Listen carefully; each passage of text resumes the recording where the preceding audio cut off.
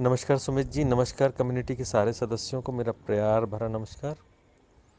एक बड़ी अच्छी सी कहानी मुझे याद आती है कि मैंने अपने नंबर को जब जब डायल किया वो हमेशा बिजी आया। कहने का तात्पर्य ये कि हम दुनिया में तो सब जगह बात करने के लिए तत्पर हैं, अवेलेबल हैं, लेकिन खुद के लिए हम कभी उपलब्ध नहीं हो पाए हैं। और इतनी सी चीज़ है, योग की सिंपल सी परिभाषा बताइए कि यदि आपने अपने आप को अपने आप से जोड़ लिया तो योग हो गया। क्योंकि जब तक आप अपने आप से नहीं जुड़ेंगे, आप दुनिया में किसी भी चीज़ से नहीं जुड़ सकते हैं। मुश्किल ये है कि हम अपने आप से जुड़े नहीं हैं और चलें कायनात को जोड़ने के लिए।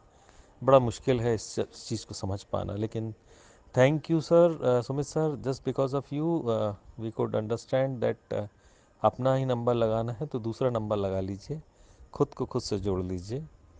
एंड वन मोर थिंग कि एक छोटी सी समस्या को भी आप छोटी कह करके उसके प्रति लापरवाह बिल्कुल ना हो। क्योंकि यदि हम एंगुलर थ्योरी को पढ़ें तो 0.000 डिग्री का डिस्प्लेसमेंट भी जो है, 0.001 डिग्री का जो एंगल भी है, वो तत्कालिक समझ में नहीं आता है। लेकिन over a period of time यदि उसकी टाइम लाइन खींचें हम, तो आगे चल करके कई किलोमीटर की दूरियां क्रिएट कर सकता है। कहने का तात्पर्य ये है कि छोटी से छोटी भी स्ट्रेस से रिलेटेड यदि कोई ग्रंथि हमारे दिमाग में बन रही है, उसको इमीडिएटली डिस्ट्रेस करना, उसको इमीडिएटली अलग करना, उसको कैरी नहीं करना है, उसको आगे नहीं ले करके चलना है। हम आप सब जो हैं, अब तक हमें इस बारे में ज्ञान नहीं था कि न जाने कितनों के ऐसे पोटले हमने अपने सिर पे उठा करके चलते चले जा रहे हैं। ऐसे तो ज़िंदगी की लड़ाई कोई कम कठिन नहीं है, ऊपर से ये बोझ, बाप रे बाप, समझ में नहीं आता क्या होगा। लेकिन थिंग इज़ दैट कि यदि हमारे पास वो सटल आई मिल गई है इस विजडम के द्वारा, इस वर्कशॉप के द्वारा, तो हमको कम से कम वज़न, जो सटल वेट है, उसको ले करके चलना है, सो दैट हमारी जर्नी, हमारा ट्रांसफॉर्मेशन की जो प्रोसेस है, उस प्रोसेस में लगने वाला जो टाइम है, उसको हम ऑप्टिमम तरीके से यूटिलाइज कर सकें, अपने पर्पस को खोज सकें। मुश्किल तो यही है कि हमें पर्पस ही पता नहीं होता है। ईश्वर ने हमें भेज तो दिया है, लेकिन वो सॉफ्टवेयर जो आपके अंदर फीडेड है, जो एनवायरनमेंट आपको मिल रहा है, एक तो देखिए, सीधी सी बात है कि आप अपने आप को कंपेयर कीजिए उस कमल की तरह जो कीचड़ में पड़ा हुआ है। मुश्किल ये है कि अभी तक हमारा ब्लॉसमिंग चालू नहीं हुआ है।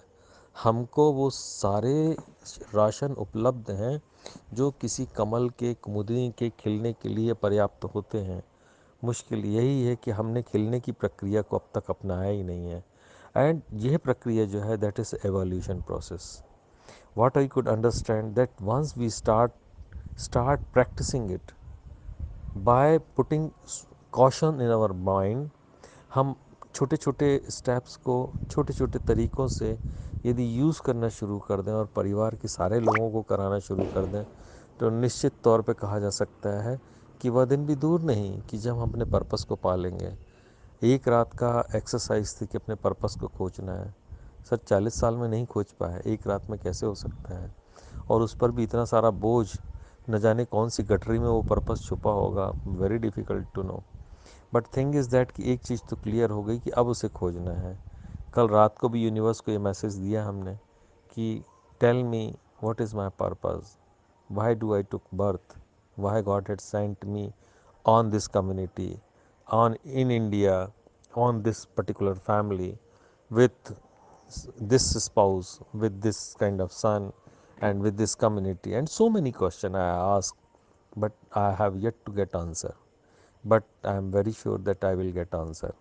एक चीज़ तो पक्का हो गई है कि पर्पस जो अभी है वो नोबल है, वो मिशन नोबल। बिकॉज इसको कैसे रिलेट कर पाया वो भी मैं बताना चाहूँगा आपको।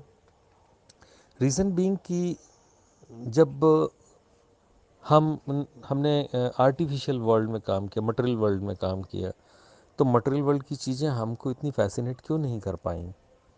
आज भी हमें ठीक है, आवश्यकता की जो वस्तुएं हैं, जो दैनिक उपयोगी की संसाधन हैं, जो विज्ञान ने दे रखे हैं, वो सारी चीज़ों की अपरिहार्यता आज के समय में प्रासंगिक है।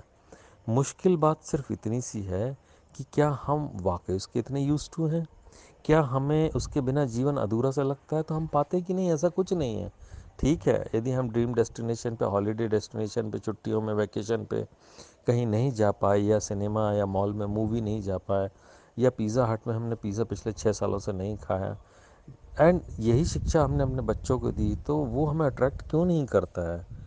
इसका मतलब भी ये पाया, दूसरी चीज़ ये भी पाया कि कॉरपोरेट में हमने काम तो किया, सफलताएं भी अर्जित की, लेकिन वो सफलताएं हमको प्रभावित क्यों नहीं कर पाई? कि हम वहीं डटे रहते, या हमको और आगे की जर्नी मिलती वहीं से? कुछ तो मिसिंग है। मतलब ये कि गॉड का जो प्लान है, दैट इज़ समथिंग एल्स। वो एक प्राथमिक पाठशाला थी, वो एक टूल था। वो टूल इसलिए था कि आप वो कॉरपोरेट की तमाम टूल्स को, उनके सारे संसाधनों को कैसे प्रयोग किया जाता है शायद सीख सकें, सो दैट जब ऐसी कोई जर्नी हो, उन सब में आपको ऐसा ना लगे कि आप अछूते हो, या विश्व की वो सारी चीज़ें आपको पता नहीं है। आपकी जानकारी में है कि कैसे होता है ये, तो वो जानकारी होना भी बहुत ज़रूरी है। और एक बात मैं अपनी तरफ से कहना चाहता हूँ मित्रों, कि हम जो है आज इन्फॉर्मेशन के समुद्र में हर पल इतने ज़बरदस्त गोते लगा रहे हैं, इतने ज़बरदस्त गोते लगा रहे हैं, और सारी इन्फॉर्मेशन जो है वो सब हमें महत्वपूर्ण लगती है। कोई भी चीज़ जो है वो अमहत्वपूर्ण लगती ही नहीं है, सारी सारी महत्वपूर्ण है। और सबसे मुख्य बात यह है कि महत्वपूर्ण क्यों लगती हैं, कि उसको जो भी प्रेजेंट कर रहा है वो अपने नीश का बेस्ट वर्जन है। कहानी की बात करें, स्पिरिचुअलिटी की बात करें, मेडिटेशन की बात करें, मैनेजमेंट की बात करें, टाइम मैनेजमेंट, स्ट्रेस मैनेजमेंट, मतलब किसी भी विद्या या विधा की बात करें, उसमें जो भी प्रेजेंटर अपने सामने आ रहे हैं सोशल मीडिया के थ्रू या किसी अन्य माध्यम से, वो अपने आप में बेस्ट है। और बेस्ट चीज़ जो होती है वो सर्वश्रेष्ठ यदि होगी तो उसमें कहीं ना कहीं शिवत्व तो होगा ही, और वो सुंदर भी होता है, इसलिए हमको अट्रैक्ट करता है, तो हम उसको ग्रैब करना चाहते हैं। लेकिन उसका विपरीत दूसरा हिस्सा जो हम देखें, कि हमने अपनी पात्रता को बढ़ाया है क्या? संस्कृत का एक श्लोक है कि विद्या ददाति विनयम विनयाद याति पात्रताम। मतलब एक प्रोसेस को हम इसको साइंटिफिकली देख लें कि विद्या, विनय और पात्रता, मतलब विद्या आपके कंटेनर की साइज़ के हिसाब से ही आपके पास आएगी। हम डेस्परेट हैं बहुत सारा नॉलेज लेने के लिए, लेकिन अपनी कैपेसिटी को, अपनी कैपेबिलिटी को इन्हांस किए बगैर। और इस जगत में यदि हम देखें कि कैपेसिटी बढ़ाने के क्या संसाधन हैं, तो वो इतने रीच से बाहर लगते हैं कई बार उसके लिए एक ही चीज़ के लिए इतने सारे लोग उपलब्ध हैं कि विषय का चुनाव किससे क्या किया जाए, क्या सीखा जाए, बड़ा मुश्किल है। तो ऐसे समय में आपका एकाग्र चित्त होना बहुत ज़रूरी है। जैसा कि सर की लास्ट स्लाइड में बताया है कि सीढ़ियाँ तो बहुत हैं उस व्यक्ति के पास दीवार के उस तरफ देखने के लिए, लेकिन वो इतना जम्बल्ड है अपने आप में कि उस सीढ़ियों को, किसी एक सीढ़ी को उठा ले तो दीवार के उस तरफ देख सकता है, लेकिन वह बेचारा आज भी उसी प्रयास में हॉरिजेंटल रख करके उसके दूसरी तरफ झांकने का प्रयास कर रहा है। कहने का सीधा तात्पर्य ये कि सब कुछ जो है, संसाधन जो है, सारे राशन जो हैं, वो हमारे अंदर निहित हैं। ज़रूरत सिर्फ इस बात की है कि हॉरिजेंटल को वर्टिकल खड़ा कर दिया जाए, मतलब सोचने की दिशा बदल दी जाए तो आपकी दशा बदल जाएगी। ये मैंने सर सीखा है कल के आज के सेशन में। उम्मीद करता हूँ आपको मेरा फीडबैक पसंद आया होगा, और मैं आगे भी ये जानना चाहता हूँ कि हमारा एवोल्यूशन की प्रोसेस में ये तो अभी ये विज्ञापन है सर, मुझे जो लगता है ये विज्ञापन आप दिखा रहे हैं हमको 3 दिन के सेशन में, इसका बहुत बहुत गहरा होगा। यदि आपने उसे 6 महीने में सीखा है तो निश्चित तौर पर इसको हमको सीखने में बहुत समय लगेगा, क्योंकि यदि हम टाइमलाइन पे देखें तो हम कहीं नेगेटिविटी में, तो पहले तो हमको ज़ीरो आना पड़ेगा, उसके बाद फिर 6 महीने, तो it will take time, but we can definitely, यदि हमने सोच लिया है और हमारी एनर्जी उस दिशा में फोकस हो चुकी है, तो जैसा आप कहते हैं कि यथो, क्या बोलते हैं वो मैं भूल गया हूँ, अ, ये तो मतलब कहने का तात्पर्य है कि जहाँ आपका फोकस होगा ऊर्जा वहीं प्रभावित होती है।